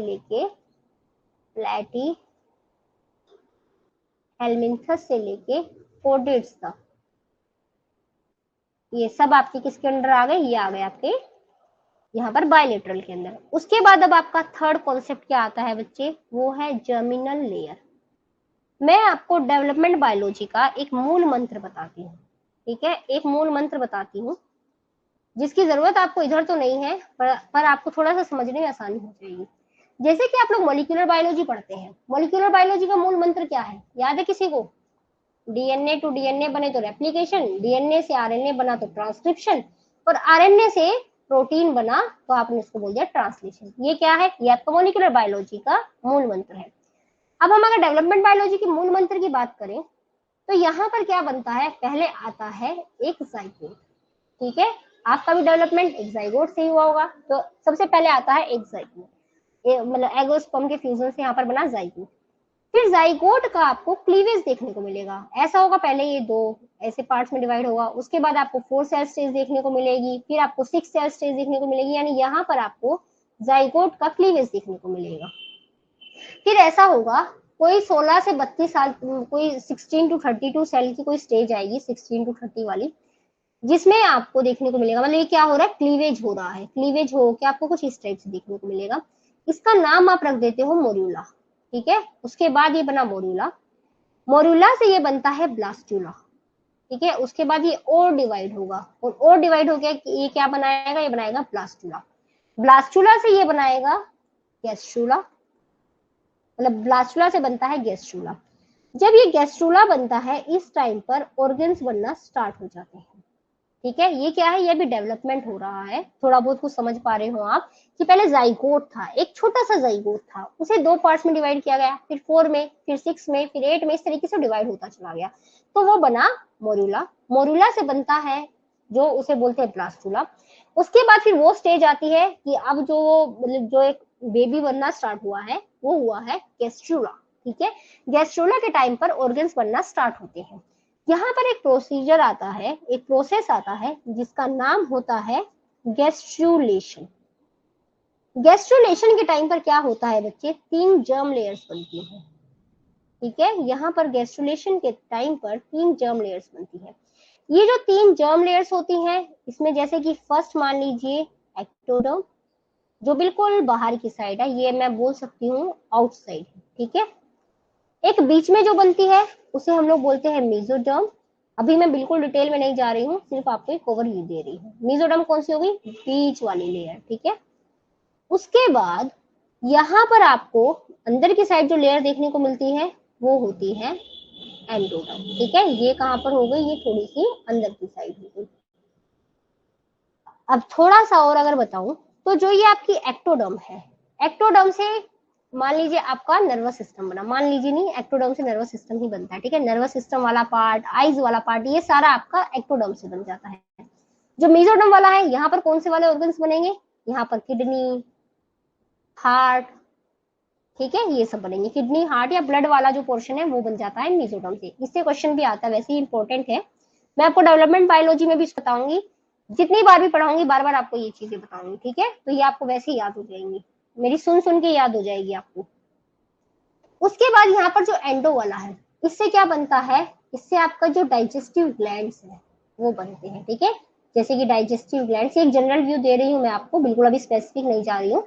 डाइजेस्टिव ग्लैंड्स हो गए, या फिर मान लीजिए आपके रेस्पिरेटरी ग्लैंड्स हो गए। तो ये सब क्या है बच्चे, ये सब मतलब यहाँ पर गैस्ट्रुलेशन के टाइम पर ये बने। ठीक है, अब गैस्ट्रुलेशन के बाद तो पूरा एक बेबी बन जाएगा। ठीक है, उसके बाद तो यहाँ पर मान लीजिए अब क्या हो गया, सारे ऑर्गन्स बन जाएंगे, देन पूरा एक बेबी बन जाएगा। ये है डेवलपमेंट का मूल मंत्र। क्या मूल मंत्र है कि एग और स्पर्म का फ्यूजन हुआ, तो यहाँ पर मतलब फर्टिलाइजेशन हुआ, जाइगोट बना, जाइगोट का क्लीवेज हुआ, देन मोरुला, मोरुला से ब्लास्टुला, ब्लास्टुला से गैस्ट्रुला, गैस्ट्रुला जब बना उसके बाद यहाँ पर मान लीजिए गैस्ट्रुलेशन हुआ। गैस्ट्रुलेशन के टाइम पर 3 जर्म लेयर्स बनी, एक्टो, मीजो और एंडो, जिससे ये चीजें बनी। किस टाइप से बना होगा गैस्ट्रुला, पूरा बड़े वाला स्ट्रक्चर अभी नहीं बना रही हूँ, वो मैं आपको डेवलपमेंट बायोलॉजी में बहुत अच्छे से बताऊंगी। ठीक है, एक बार बस ऐसे ही बता देती, थोड़ा सा ड्रॉ कर देती। मान लीजिए ये वाली जो लेयर है ये है एंडो, जो येलो वाली लेयर है। ठीक है, ये जो येलो वाली लेयर है ये मैंने बना दी है आपकी एंडो। उसके बाद जो ग्रीन वाली लेयर है ये मैंने बना दी है मीजो, और उसके बाद एक्टो कौन सी बनाओ, चलो इसको बना देती हूँ एक्टो। ठीक है, कुछ इस टाइप का आपको गैस्ट्रा देखने को मिला। ठीक है, ये एक जनरल सा बच्चे वाला स्ट्रक्चर मैंने बना दिया आप लोगों के लिए।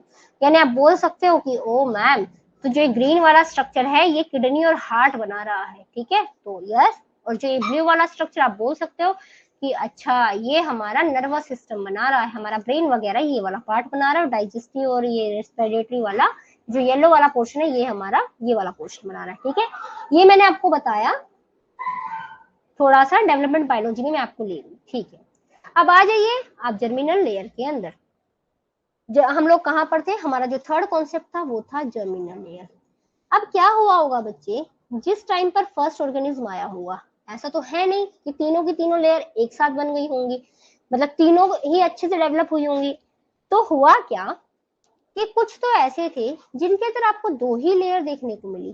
ठीक है, कुछ तो ऐसे थे जिनके अंदर आपको देखने को ही नहीं मिली। ठीक है, कोई मतलब आपको अलग से लेयर नहीं देखने को मिलेगी, एक्टो एंडो कुछ भी। कुछ ऐसे थे जिनके अंदर आपको 2 लेयर देखने को मिली, उन्हें आपने बोल दिया कि ये है हमारे डिप्लोब्लास्टिक एनिमल्स।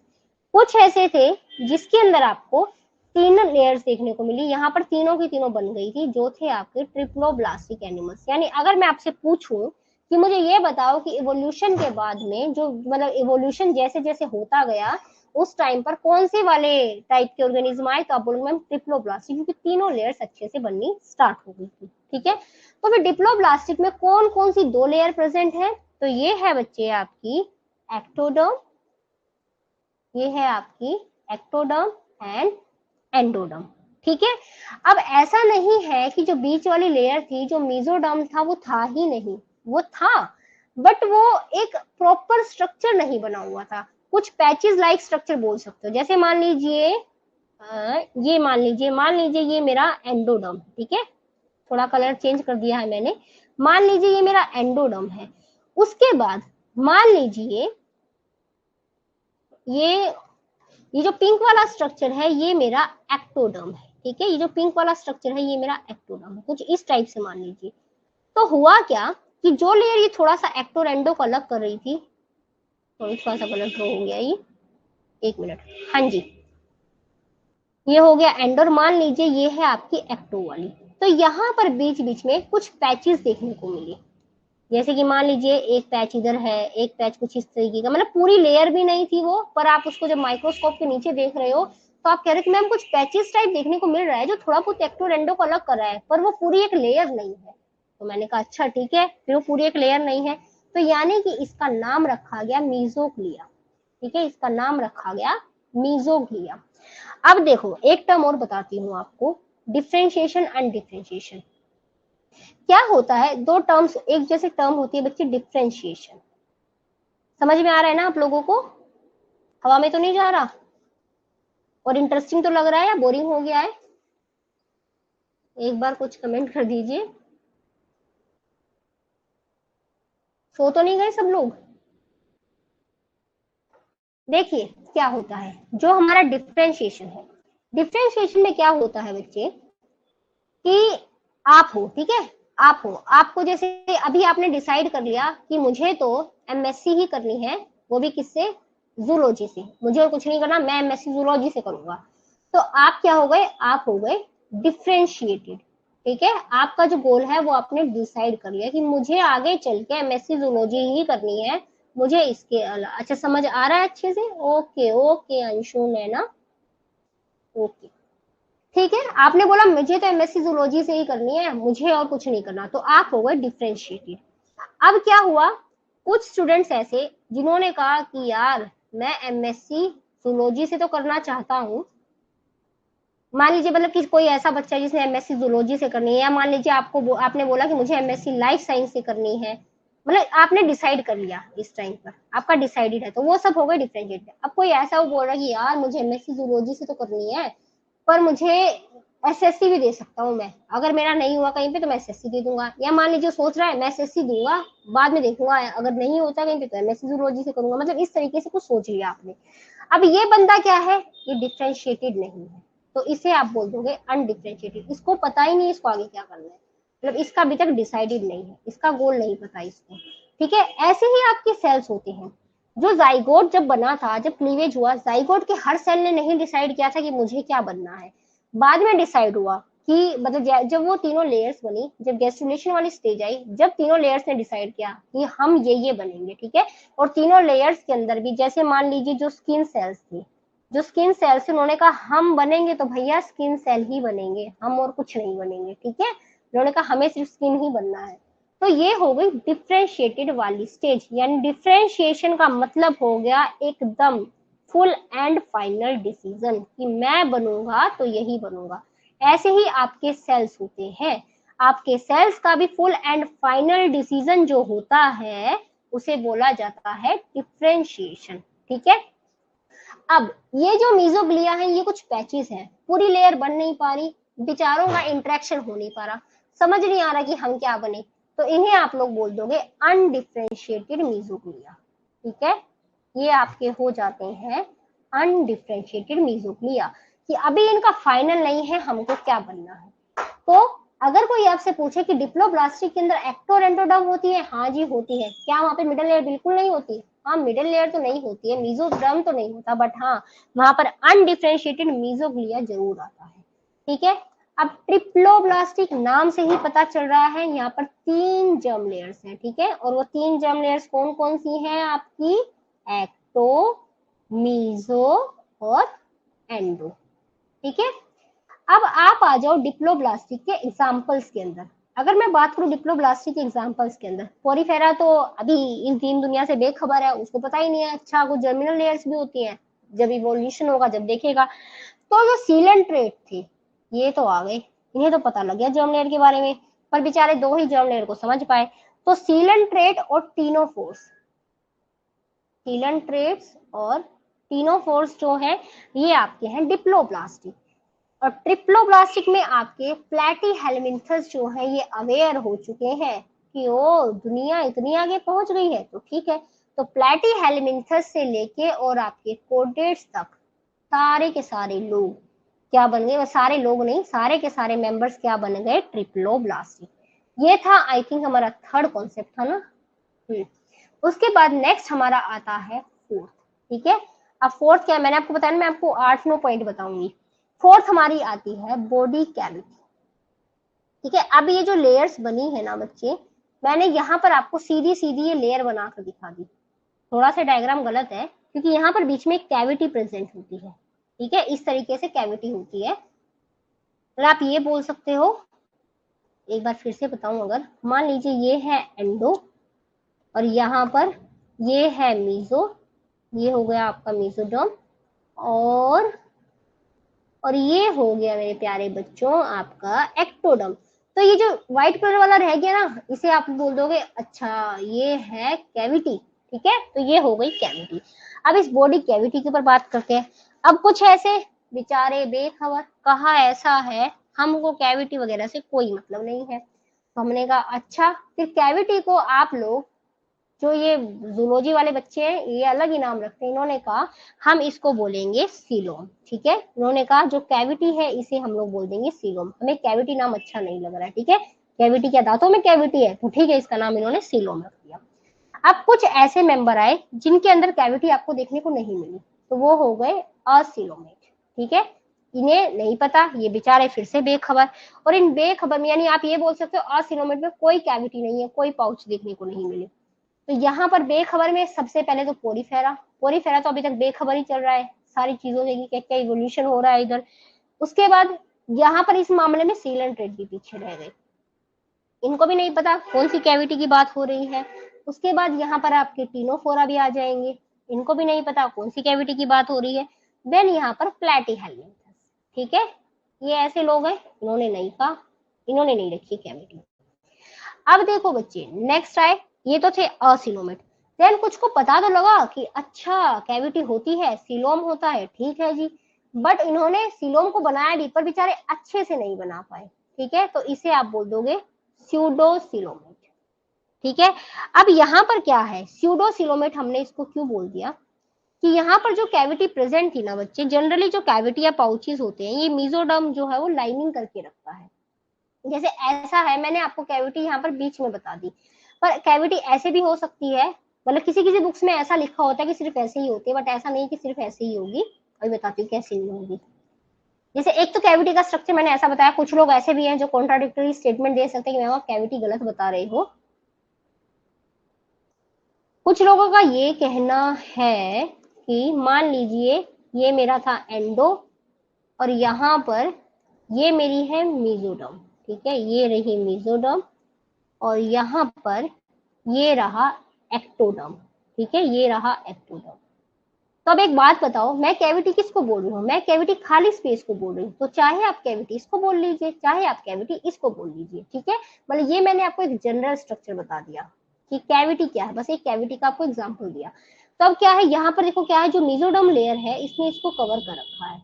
तो जनरली यहाँ पर हम लोग सीलोम किसको बोलते हैं, फिर आपने बोला मैम सीलोम आपने कैविटी को बोला, ठीक है, पर मैंने सीलोम उस कैविटी को बोला है जिसे कि मीजोडर्म अपनी लाइनिंग देता है। ठीक है, यानी यहाँ पर जो आपकी कैविटी लाइंड बाय मीजोडर्म है उसे आप बोलोगे सीलोम। ठीक है, तो स्यूडोसिलोमेट वो हो गए जिनके पास कैविटी तो है, कैविटी या फिर कुछ भी पाउचेस यहाँ पर प्रेजेंट तो है, बट ये मीजोडर्म के थ्रू लाइन नहीं है। ठीक है, नॉट लाइंड बाय मीजोडर्म। ठीक है, आ रहा है समझ में? ओके, कैविटी वैसे मैंने आपको एक जनरल स्ट्रक्चर बताया ये होता है, बट जनरली एंडो और इसके बीच में जो थोड़ा सा इन्होंने स्ट्रक्चर बता दिया वो हो गया मीजोडर्म। तो जिसको मीजोडर्म लाइनिंग, मतलब जिसको मीजोडर्म नहीं कवर करा, उसे आपने बोल दिया स्यूडोसिलोमेट।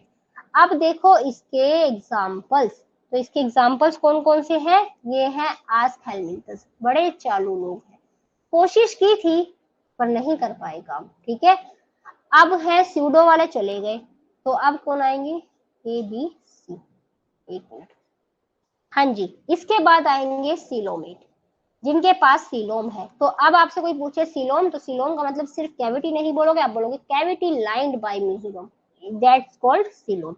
अब इनके पास बॉडी कैविटी भी प्रेजेंट है, इनके पास बॉडी कैविटी भी प्रेजेंट है जो कि लाइंड बाय मीजोडर्म भी है। ठीक है, इसीलिए आपने इन्हें बोल दिया स्यूडो, जिसे आपने बोल दिया सीलोमेट, लाइंड बाय मीजोडर्म। अब आ रहा है स्टेट यूनिवर्सिटीज का इंपॉर्टेंट कॉन्सेप्ट जी। सीलोमेट के अंदर फिर दो टाइप के लोग आए। अब ये कौन थे, देखो सबसे पहले आए आपके शाइजोसी, ठीक है, उसके बाद आए एंटेरोसिल।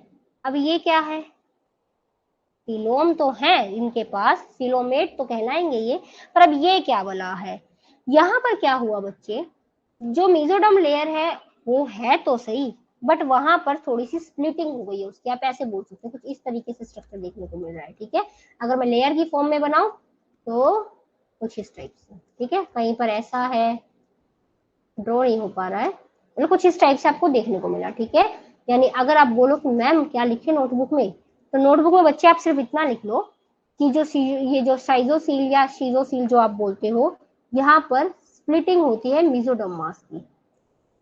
ठीक है, स्प्लिटिंग, स्पेलिंग लिख लूंगी मैं, splitting of mesodermal mass, mesodermal मास।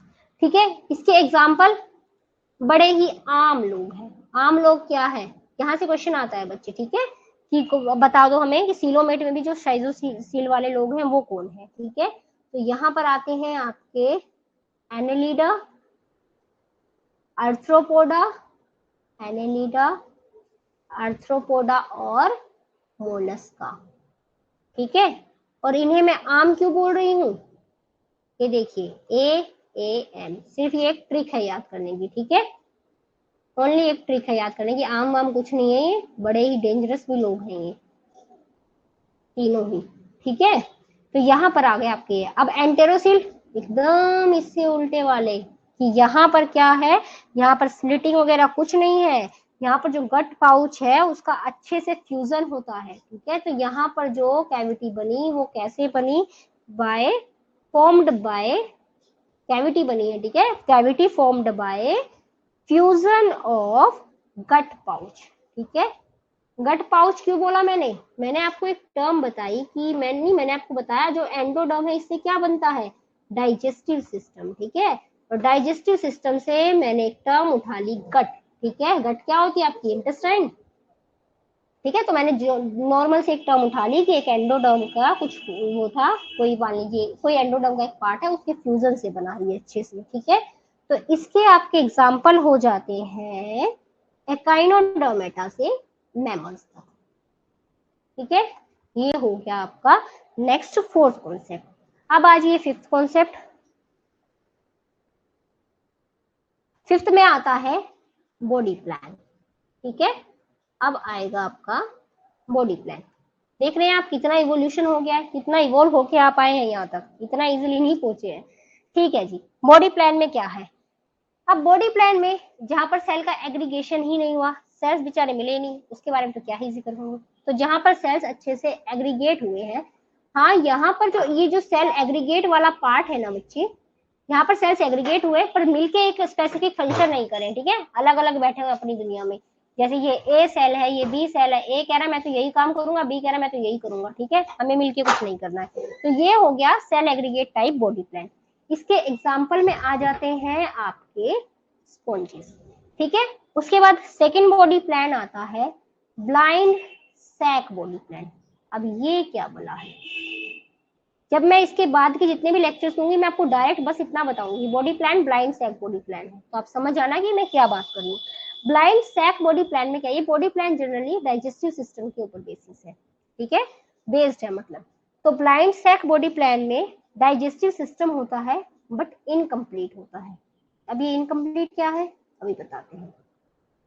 यहाँ पर इनकम्प्लीट डाइजेस्टिव सिस्टम देखने को मिलता है, यानी एक ही ओपनिंग है। ठीक है, माउथ है ना, एक ही है, एक ही ओपनिंग है, वहीं से खाना खाएंगे, वहीं से एक्सक्रीट करेंगे। ठीक है, तो ये आपका हो जाता है blind body plan, sorry blind sac body plan. तो उसके बाद नेक्स्ट जो है लास्ट वाला, ये कौन सा है बच्चे, ये है ट्यूब। अच्छा एग्जाम्पल नहीं बताया मैंने आपको इसके, एक मिनट एक मिनट, हाँ इसकी अगर मैं एग्जांपल की बात करूं, इनकम्प्लीट डाइजेस्टिव सिस्टम वाले कौन आएंगे यहाँ पे, ब्लाइंड सैक वाले, ये हैं आपके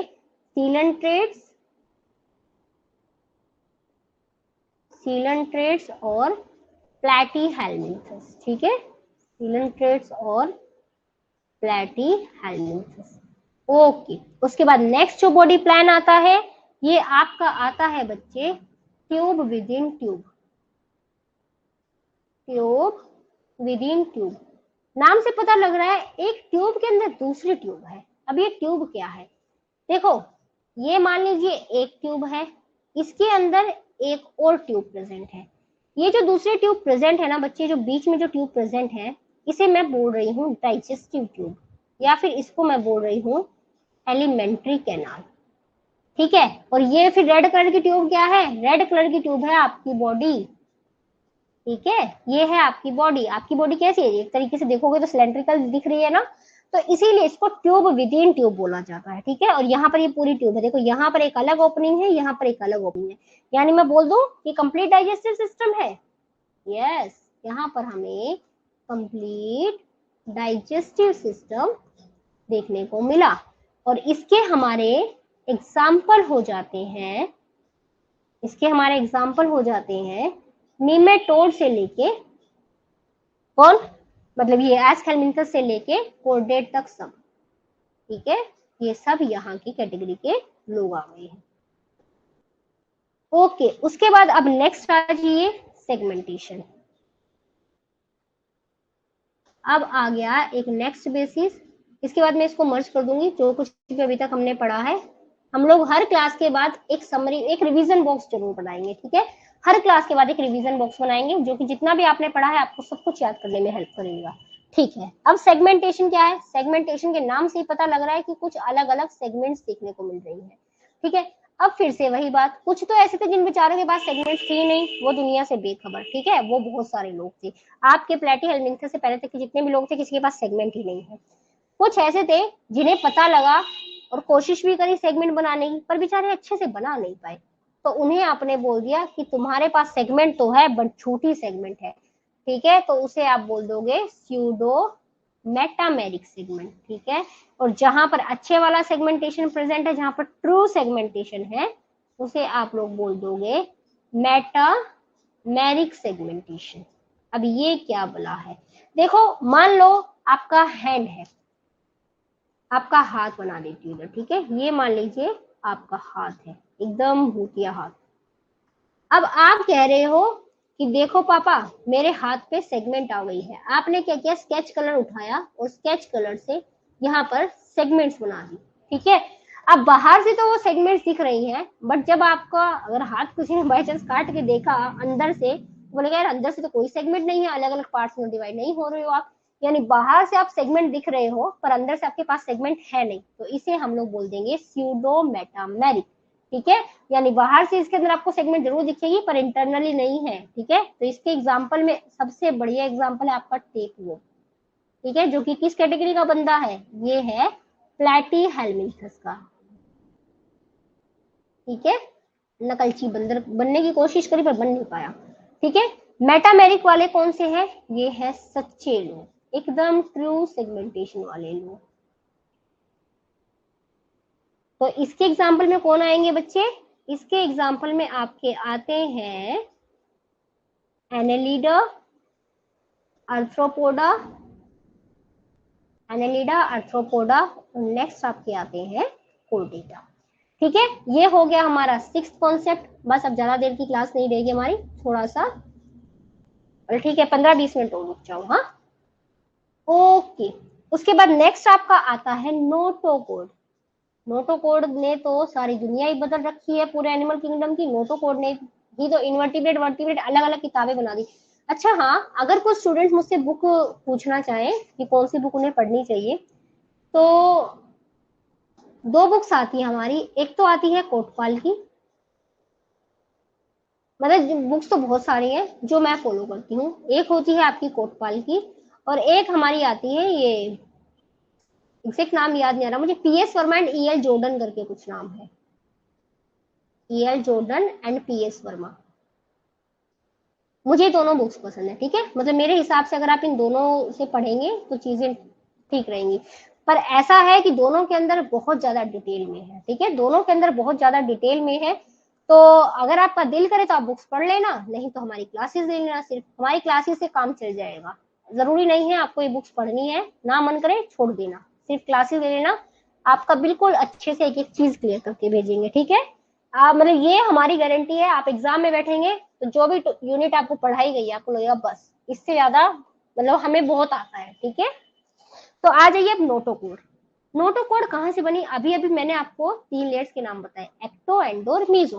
तो नोटोकॉर्ड कहाँ से बनी? ये बनी मीजोडर्म से।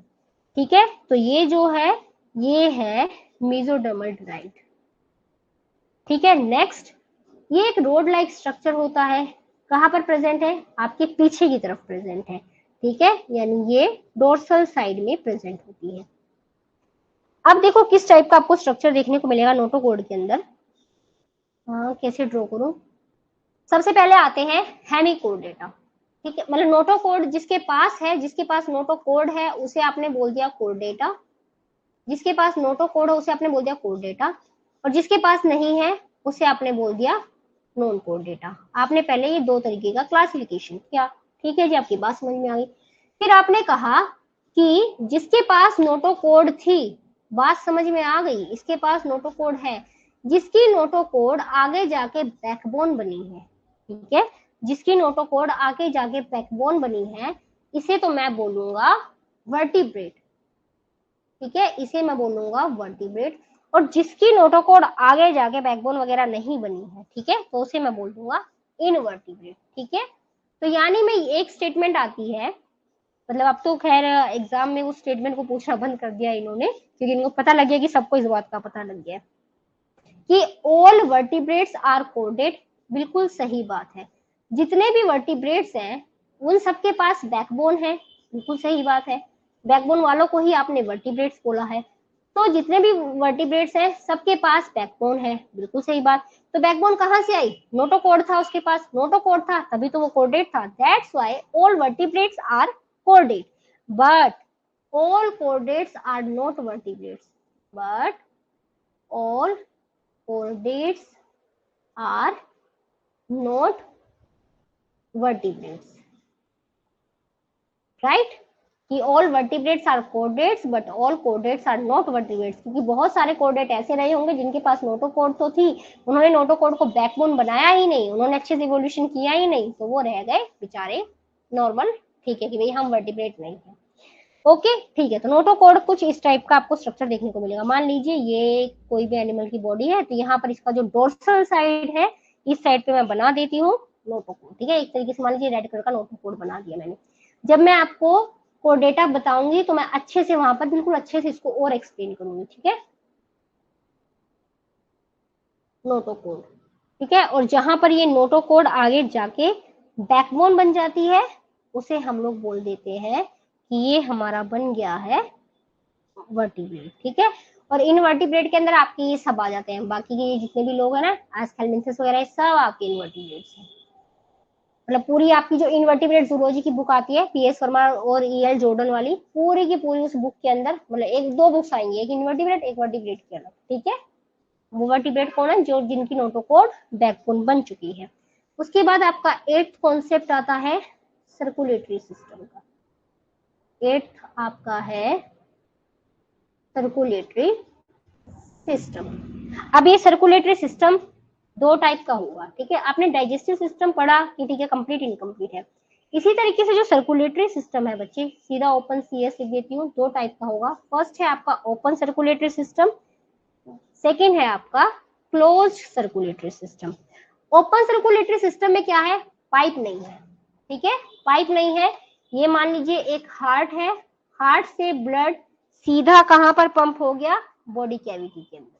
ठीक है, बॉडी कैविटी या फिर टिश्यूज के अंदर यहाँ पर ब्लड सीधा सीधा पंप हो गया, इसे आपने बोल दिया ओपन सर्कुलेटरी सिस्टम।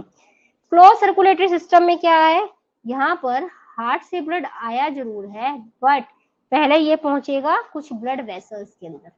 ठीक है, यहाँ पर ये पहले जाएगा कुछ ब्लड वेसल्स के अंदर, और इन्हीं ब्लड वेसल्स के थ्रू इसको जहां पर भी डिफरेंट डिफरेंट ऑर्गन्स के अंदर जाना है, ये वहां पर जाएगा। ठीक है, यानी ये यहाँ पर मतलब क्या याद रखना है बस आपको कि यहाँ पर ब्लड वेसल्स का यूज है। जहां पर पाइप प्रेजेंट है वो अच्छे से क्लोज है, तो उसे आपने बोल दिया क्लोज सर्कुलेटरी सिस्टम, और जहां पर हार्ट से सीधा आपने बिना पाइप के पहुंचा दिया वो हो गया आपका ओपन सर्कुलेटरी सिस्टम। तो ओपन सर्कुलेटरी सिस्टम के एग्जाम्पल क्या हो गए बच्चे? इसके एग्जाम्पल हो जाते हैं आपके आर्थ्रोपोडा, उसके बाद नेक्स्ट मोलस्का, मोलस्का के बाद आता है आपका एकाइनोडर्मेटा, और कौन आएगा, और आएगा हेमिकोर्डेटा, एकाइनोडर्मेटा, हेमिकोर्डेटा, और कुछ लोअर कोर्डेट्स भी आते हैं, ठीक है। फ्यू लोअर कोर्डेट्स लिख देती हूँ, जब आप कोर्डेट्स पढ़ेंगे जब उसको और अच्छे से करेंगे, ठीक है। तो यानी फ्यू लोअर कोर्डेट्स यहाँ पर आ जाएंगे।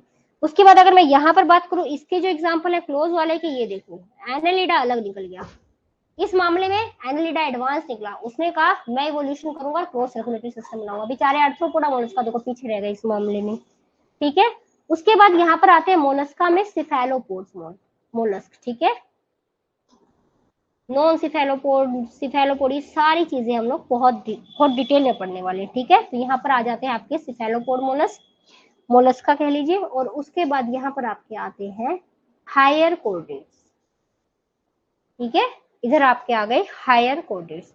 उसके बाद हमारा लास्ट कॉन्सेप्ट, देन फिर मैं आपको आज के जमाने वाला क्लासिफिकेशन बताऊंगी। लास्ट कॉन्सेप्ट है अभी का, इसके फिर इन सब को मर्ज करके एक समरी टाइप एक चार्ट बनाएंगे और इसको खत्म करेंगे, फिर मर्ज करेंगे, खत्म नहीं मतलब आपके माइंड में फिट कर देंगे इसको, ठीक है। तो नेक्स्ट आपका है एम्ब्रियोनिक डेवलपमेंट। नेक्स्ट फैक्ट जो है ये है हमारा एम्ब्रियोनिक डेवलपमेंट, और ये जो एम्ब्रियोनिक डेवलपमेंट है ये किसके बेसिस पर है, ये ब्लास्टोपोर के बेसिस पर है। अब आप बोलोगे मैम ब्लास्टोपोर तो बताया ही नहीं, अभी बता देते हैं। देखो अभी भी क्या बात मतलब अभी नहीं, थोड़ी देर पहले मैंने क्या बताया, ये मान लीजिए ओवम है और ये मान लीजिए स्पर्म है, फर्टिलाइजेशन हुआ और यहाँ पर बन गया आपका जाइगोट, ठीक है। जाइगोट में कर देती हूँ क्लीवेज, बहुत सारे क्लीवेज हो के बहुत सारे सेल्स बने होंगे और ये आपका बन गया मोलस्का, ठीक है। उसके बाद सॉरी मोलस्का कहाँ से आ गया, मोरुला, सॉरी यहाँ पर ये आपका बन गया मोरुला, ठीक है। फिर मोरुला से यहाँ पर बनेगा ब्लास्टुला, यहाँ पर मान लीजिए थोड़ा सा कुछ कैविटी लाइक स्ट्रक्चर बन गया और ये आपका मैंने बना दिया ब्लास्टुला, ठीक है। अब ब्लास्टुला से मैं बना रही हूँ गैस्ट्रुला, कुछ इस टाइप का स्ट्रक्चर आपका होता है गैस्ट्रुला का, ये मैंने इधर बना दिया आपका गैस्ट्रुला। जब ये गैस्ट्रुला बनता है बच्चे, ये थोड़ा सा ये कुछ ज्यादा ही मिक्सअप हो गया, एक मिनट, कुछ इस टाइप से लगा लीजिए, ठीक है। तो यहाँ पर ना आपको कुछ इस टाइप का एक स्ट्रक्चर देखने को मिलता है जिसे हम लोग बोलते हैं ब्लास्टोपोर। ये जो ब्लास्टोपोर है यही आगे जाके रिस्पॉन्सिबल होता है कि एनस बनना है कि माउथ बनना है, पहले क्या बनना है, और उसी के बेसिस पर क्लासिफिकेशन हो जाएगा। कैसे हो जाएगा, देखो ये जो ब्लास्टोपोर थे इनका मन किया, मान लीजिए इस ब्लास्टोपोर ने कहा कि ऐसा है आपको डाइजेस्टिव सिस्टम जो बनाना है आप बना लीजिए, आपका जो दिल करे आप वो कर लीजिए, लेकिन हम तो पहले माउथ बनेंगे, ठीक है। कंप्लीट डाइजेस्टिव सिस्टम बना देंगे लेकिन हम पहले माउथ बनेंगे। हमने कहा अच्छा ठीक है। फिर एक थे दूसरे टाइप के ब्लास्टोपोर, सबका नेचर अलग अलग होता है, इसने कहा हम पहले एनस बनेंगे, ठीक है जी। तो हमने कहा ठीक है, बात तो ठीक है तुम्हारी, पर हम याद कैसे रखेंगे कौन पहले ब्लास्टोपोर माउथ बना था, किसका पहले एनस बना था। तो हमने इनके दो नाम रख दिए, जिसका ब्लास्टोपोर पहले माउथ बन गया उसे आप लोग बोल दोगे प्रोटोस्टोमिक, ठीक है। इन्हें आप किस कैटेगरी में रखोगे, प्रोटोस्टोमिक, ठीक है। और जिसका ब्लास्टोपोर पहले एनस बना उसका नाम रख दिया, उसने कहा ठीक है बाकी आपको जो बनाना बाद में बनाते रहिए, पर क्योंकि जो गैस्ट्रुलेशन हुआ ना बच्चा, गैस्ट्रुलेशन में मैंने आपको जो 3 जर्म लेयर्स बताई, उन जर्म लेयर्स का जब बिल्कुल इनिशिएशन होना है, मतलब एक ऑर्गेनिज्म का जब इनिशिएशन होना है कि उसको क्या बनना है, तो वो ब्लास्टोपोर से ही होगा।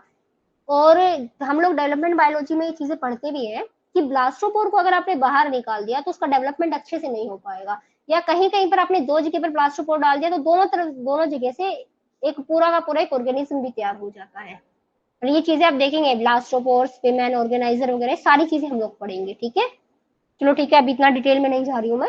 नेक्स्ट हमारे आते हैं ड्यूट्रोस्टोमिक एनिमल्स, ओके।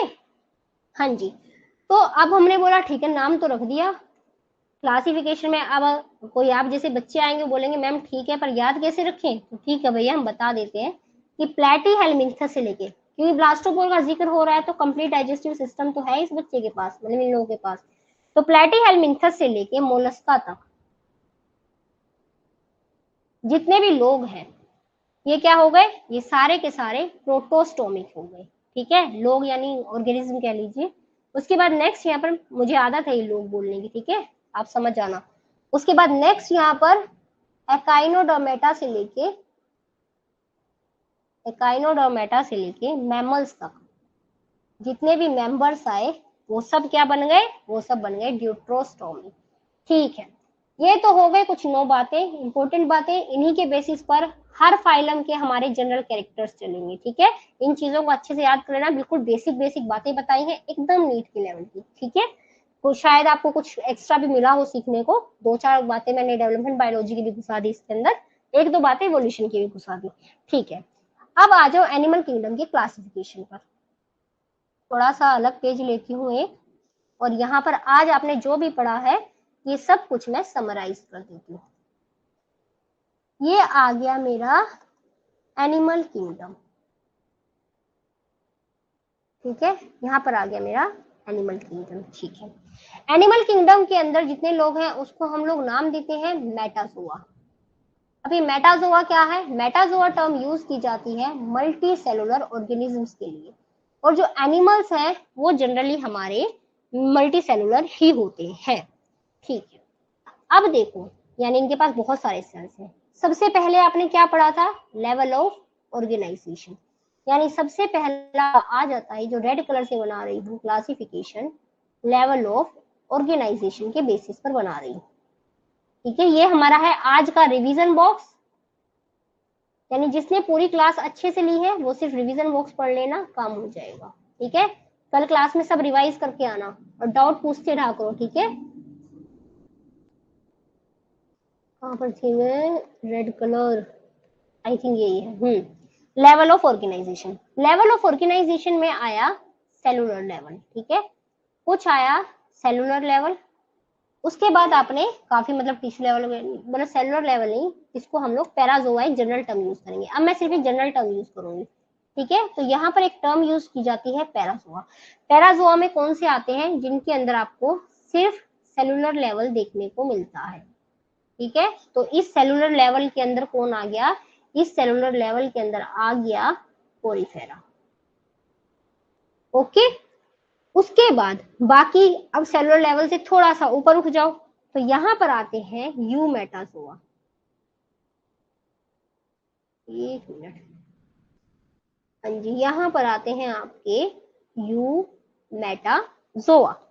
ये कौन है कि सेलुलर लेवल नहीं है, टिश्यू लेवल, ऑर्गन लेवल, बाकी जो भी चीजें वो सब है, पर सेलुलर लेवल आपका अलग हो गया है। इसके बाद आपने पढ़ी थी बॉडी सिमेट्री। ठीक है, तो यहाँ पर मैं इसको बॉडी सिमेट्री के बेसिस पर डिवाइड कर देती हूँ। इसके बाद आपने पढ़ी थी बॉडी सिमेट्री, और बॉडी सिमेट्री के बेसिस पर इसको 2 पार्ट्स में डिवाइड कर देते हैं, जिसमें फर्स्ट हमारे थे रेडिएट वाले, जो अ वाले थे जिनके पास कुछ नहीं था उनको हटाती जा रही हूँ। ठीक है, और सेकंड थे हमारे बायलेटरल वाले। ठीक है, सेकंड थे हमारे बायलेटरल वाले। रेडिएट वाले कहीं से भी कट करो, same to same structure. Bilateral वाले बीच से करो, 2 इक्वल वाले दिखा देंगे। ठीक है, तो रेडिएट के एग्जाम्पल की अगर मैं बात करूं तो इसमें आ गया आपका सीलेंट्रेट, मैं 3 फाइलम में अभी खत्म कर रही हूँ, सीलेंट्रेट और टिनोफोरा। ठीक है, ये हो गया जनरल व्यू। अब आ जाओ बायलेटरल पे।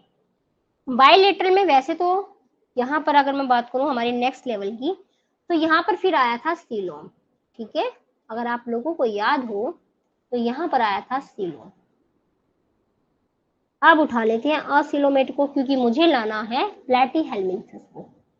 तो अब आ जाओ आप असिलोमेट, नेक्स्ट पे आ जाओ स्यूडोसिलोमेट, स्यूडोसिलोमेट, और आप आ जाओ सिलोमेट के अंदर। ठीक है, सिलोमेट के अंदर।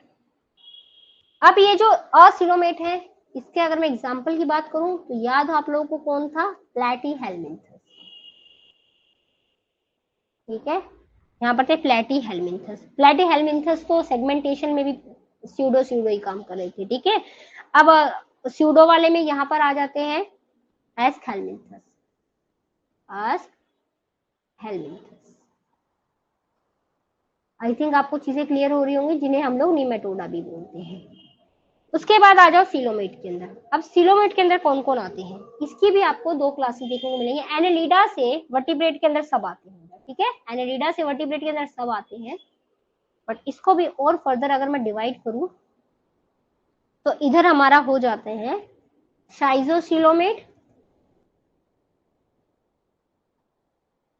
और नेक्स्ट है एंटेरोसिलोमेट, सच्चे वाले लोग, एंटेरोसिलोमेट। शाइजो में कौन कौन आएंगे आपके, आम लोग। आम लोग कौन कौन थे आपके, एनेलिडा, आर्थ्रोपोडा और मोलस्का, ठीक है, एनेलिडा, आर्थ्रोपोडा, मोलस्का। उसके बाद के जितने भी लोग बचे टिल कोर्डेट तक, बाकी सब आपके किधर आ गए, ये सब आपके आ गए एंटेरोसिलोमेट के अंदर, ठीक है। कुछ रह गया हो इसके अंदर, कौन से वाला रह गया मेरा, एम्ब्रियोनिक डेवलपमेंट। इसी को आप आगे जाके जितने पॉइंट्स आपने पढ़े हैं या फिर इसी चार्ट के अंदर आप करते रहना चाहिए अपनी मर्जी से, ठीक है। जैसे बायोलेटरल के अंदर भी आप कर देना, प्रोटोस्टोम्स और ड्यूट्रोस्टोम्स। फिर प्रोटोस्टोम्स के अंदर कौन से वाले आएंगे आपके, मोलस्का तक के, और ड्यूट्रोस्टोम्स के अंदर मैमल्स वाले और एकाइनोडर्मेटा, मतलब ये सारी चीजें आप लोग कर देना, ठीक है। Thank you so much for attending this session. आज की क्लास हम लोग यहीं तक, मतलब आज हम लोग यहीं तक पढ़ेंगे, कल से हम लोग फिर फाइलम स्टार्ट कर देंगे, ठीक है। Okay everyone, thank you so much. जैसे जैसे हमारी क्लासेस बढ़ती जाएंगी आपका इंटरेस्ट भी बढ़ता जाएगा। जितना इजी तरीके से मैं आपको क्लासिफिकेशन वगैरह चीजें बता सकती हूँ, बिल्कुल मतलब उतने ही इजी तरीके से बताऊंगी। ओके ओके एवरीवन, ओके नैना, रोशनी, ओके, बाय बाय बच्चों। समझ आया ना आप लोगों को, फीडबैक जरूर देना सब, ठीक है।